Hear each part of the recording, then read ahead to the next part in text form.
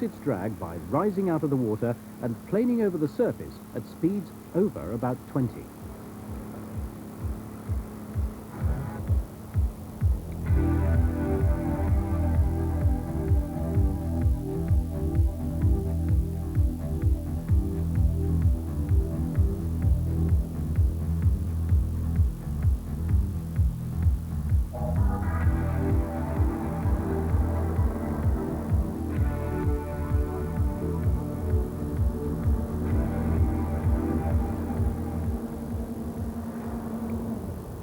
Well, that practice run has taken just 46 seconds, which is a few miles an hour slower than that unofficial speed record for an electric boat. But there are a few fine-tunings that can be done to this boat before next Wednesday. Whatever the outcome, the new motor has already proved itself. And the future for electric boats has never looked better. Recently, the House of Commons Environment Committee said these low-pollution craft should be encouraged on all Britain's waterways. On this dish are millions of genetic engineers. They're bacteria, and they're manufacturing pest-resistant genes which companies are queuing up to buy. And in just a few years, these genes could be in some of the world's major crops. The potential of genetic engineering is enormous, but so are the risks. That's why the so-called Green Bill, announced this morning in the Queen's speech, is to include legislation to protect the environment from genetically engineered organisms. New techniques are being developed all the time. Earlier this year, scientists produced a tomato which won't go squashy by chemically suppressing one of the genes involved in ripening. And researchers in Oxfordshire released a genetically engineered virus intended to stop caterpillars eating vegetables. We've reported too on the engineered bacterium released to give frost resistance to fruit and vegetables, and on the sheep which are designed to produce human insulin in their milk. The stranger the experiments, the more lurid the headlines, and the greater the public's fears.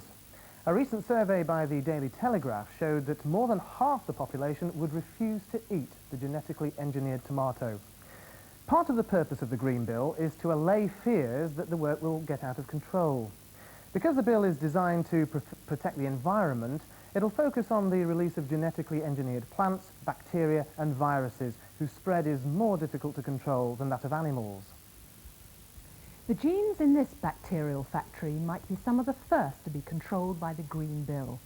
They come from the Nigerian black-eyed bean, a plant which naturally produces a chemical lethal to insects but harmless to other forms of life. So, insects haven't eaten these beans, they're the Nigerian black-eyed beans, but they've devastated these ordinary black-eyed beans.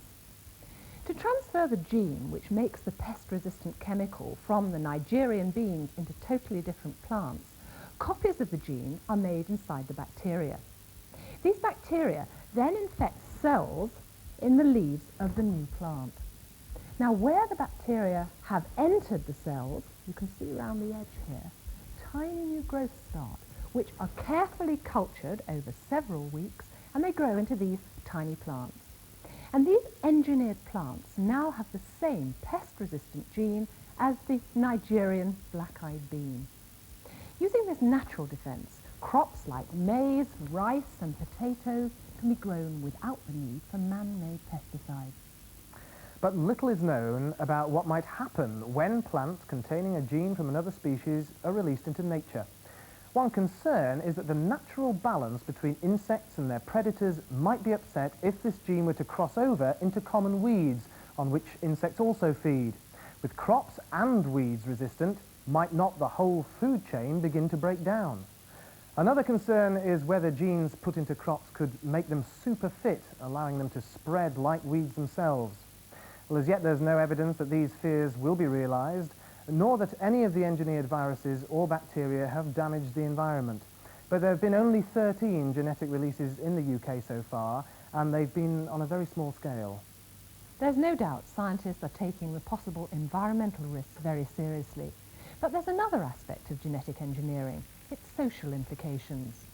The European Commission has already put a temporary ban on an engineered hormone for cows, on the grounds that the extra milk it produces is unnecessary. Some people believe companies wishing to produce genetically engineered crops should prove a need for such products. Regulation is clearly essential, but with massive investments and potential profits at stake, who will decide what is safe to release and whether it's in the public interest? That's one of the key points the Green Bill will have to address. At present, decisions about what can be released are made by a committee of representatives from government, industry, trades unions and independent scientists. But there's very limited public access to their decision-making. Scientists are keen to win the public's confidence in genetic engineering by being more open about their work. So they want a place at the table for experts nominated by independent environmental groups like Friends of the Earth. However, some government departments and industrialists concerned about commercial confidentiality are opposed to the idea. Politicians will have to balance the public's right to be informed about this powerful new technology with industry's desire to guard its secrets. And now, here's Bob Science.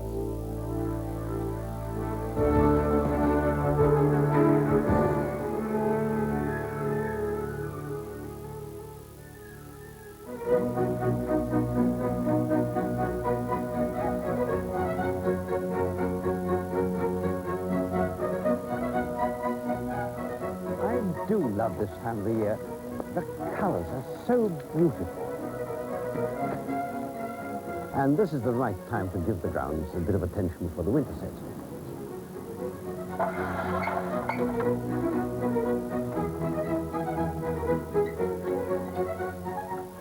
This should help me to get to grips with my pruning. As I put my weight on the ladder, the teeth bite into the branch, giving a really firm grip. It's jolly handy, and it means you can reach those awkward branches much more safely.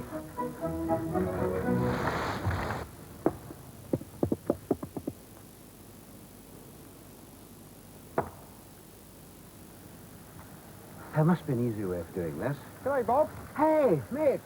Hi. You want a hand? Yes, please, I've got a lot of those to split. Give us a hand. No problem. I'll come round. Lovely. Great.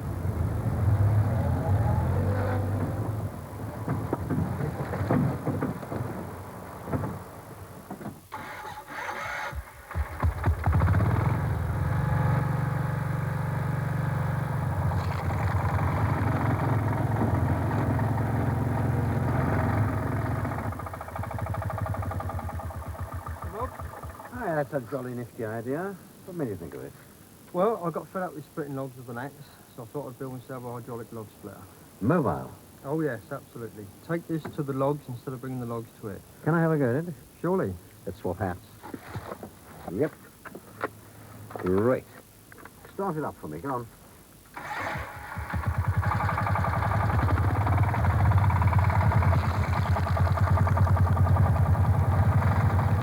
The hydraulic arm is controlled by a foot pedal underneath. And it really does slice through those logs like a knife through butter. Thanks a million, Mick. That's marvellous. That'll keep me going for a long time. See you later, Bob. Cheers.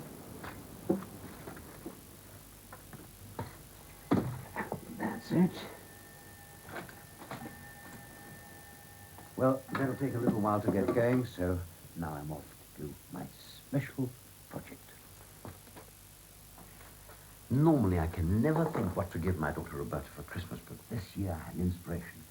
I'm going to cast her a genuine Symes bronze.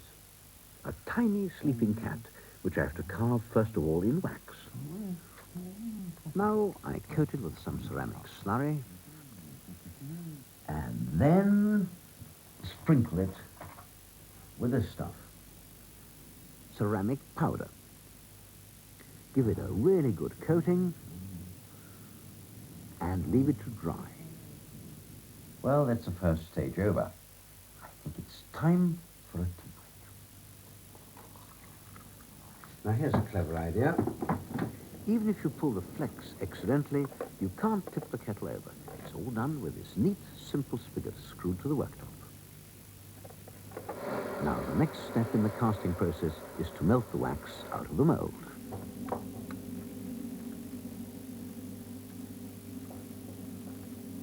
There it is. That should be ready now. Good. All gone. In goes the bronze and a bit of wood, which helps to reduce impurities.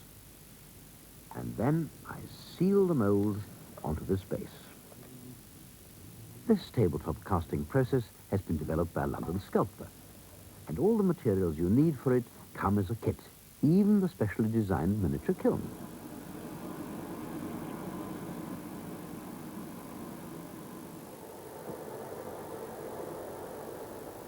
That should be done. Now, what's particularly neat about this technique is that instead of having to fiddle about pouring molten metal into the mold from a separate crucible, here it's all in one. Tip it up and the liquid bronze runs into the mold.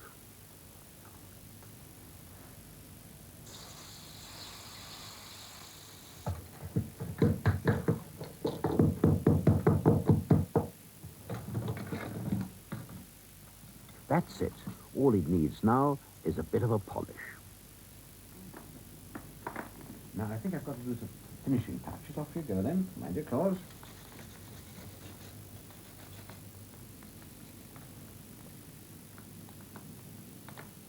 There we are. Not a masterpiece, perhaps, but not bad for a first attempt.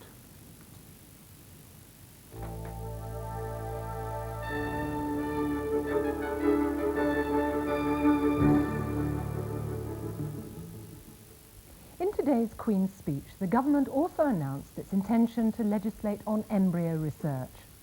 Following the recommendations of the 1984 Warnock Report, the bill, to be published on Thursday, is expected to propose the setting up of a statutory licensing authority to control all aspects of in vitro fertilisation.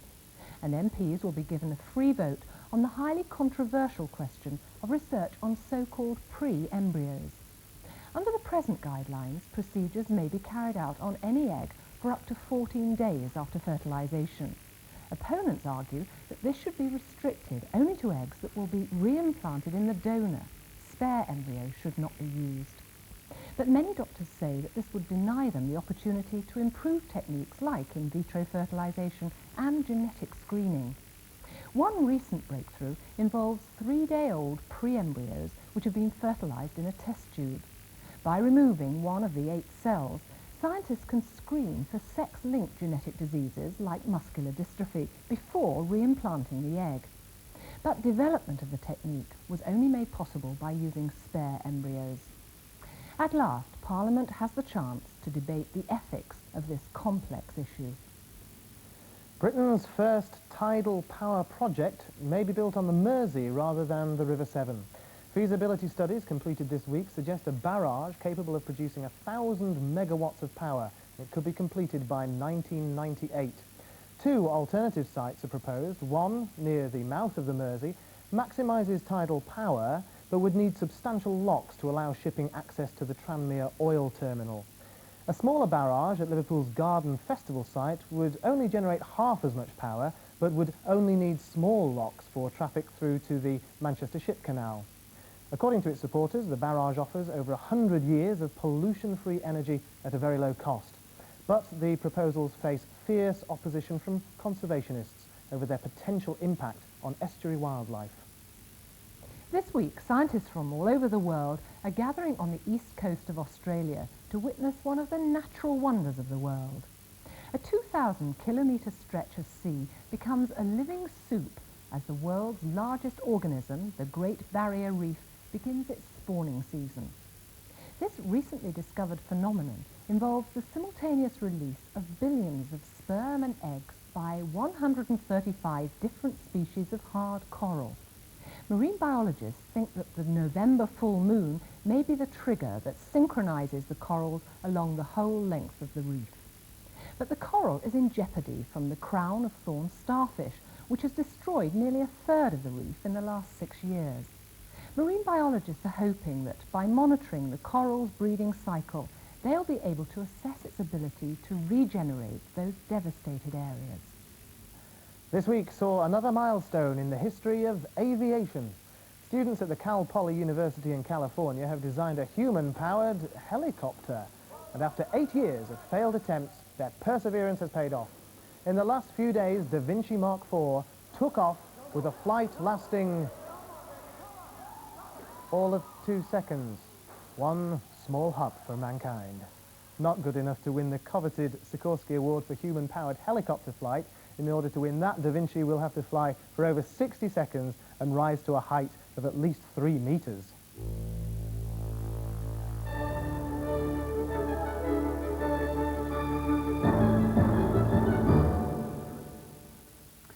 The CGB today attempted to secure a future for nuclear power in Britain when it said at a public inquiry that it still wants to build a new nuclear power station at Hinkley Point at some time in the near future. But plans for further nuclear power stations after Hinkley have been shelved.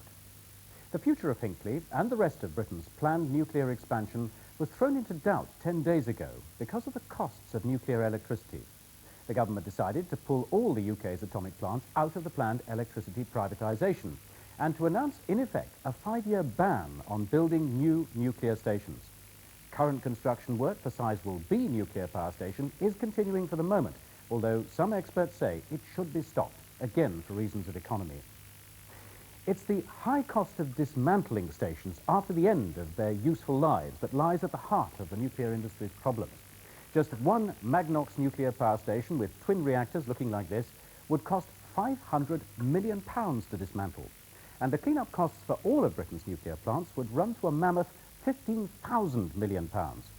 That is the price for the ideal but costly solution of dismantling the reactor cores and safely depositing all the radioactive waste. Judith has been to Sellafield to see a pioneering decommissioning project and to find out what is involved.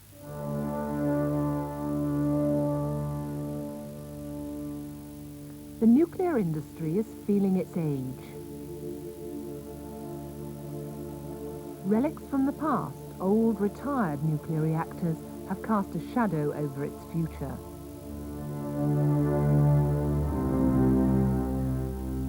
The industry has promised to remove completely its radioactive legacy, but no one seems to have anticipated the size of the task. To prove that it can be done safely and to develop new technologies to overcome the inevitable engineering problems in decommissioning, they've made a start here, dismantling the Windscale Advanced Gas-Cooled Reactor. This reactor is small compared to the commercial giants now coming up for decommissioning. Even so, demolition work started over 8 years ago and won't be finished until the late 1990s. Nuclear power stations weren't built to be taken apart, so progress is slow and expensive. This project alone will cost around £70 million. Some of the mildly contaminated parts have been removed. Others wait, packaged up, for transport to a dump. But below you, there's still nearly 2,000 tons of highly contaminated material. The pressure vessel and its graphite core down there is so radioactive, it'll have to be dismantled by remote control.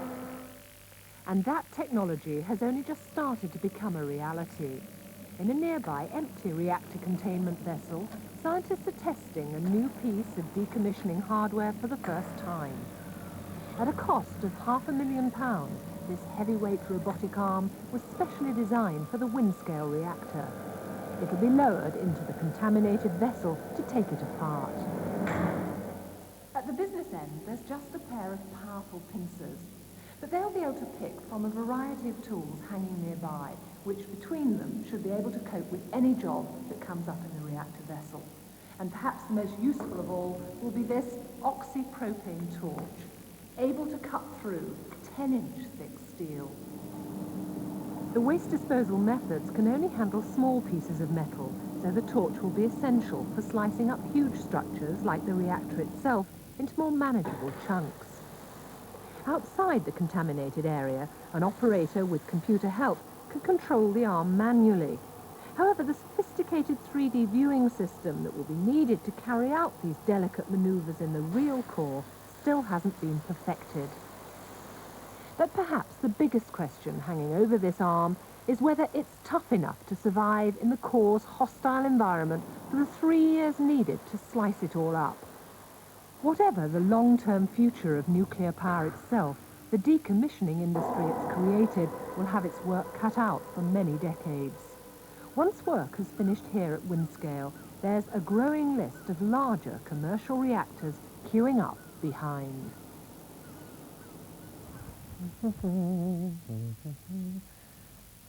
Good, that's the trophies dusted. Indeed, that's all we've got time for tonight. Oh, except for this.